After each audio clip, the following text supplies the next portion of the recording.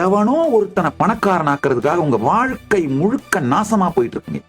கொஞ்சம் திரும்பி பாருங்க.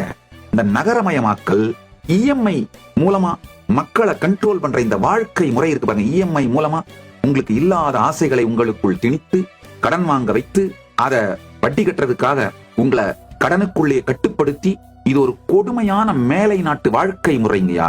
ஐயோ, கடந்த 10 ஆண்டுகளில் பாரதத்திற்குள்ளும் இந்த கொடுமை புகுந்து விட்டதே.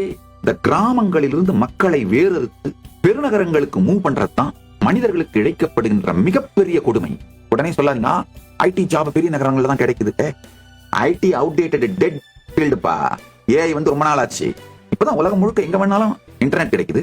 அருமையான மாடல்ஸ். ஜோஹோ திரு ஸ்ரீதர் வேம்பு அவர்கள் என்ன அருமையான மாடல் பில்ட் பண்ணியிருக்காரு பாருங்க.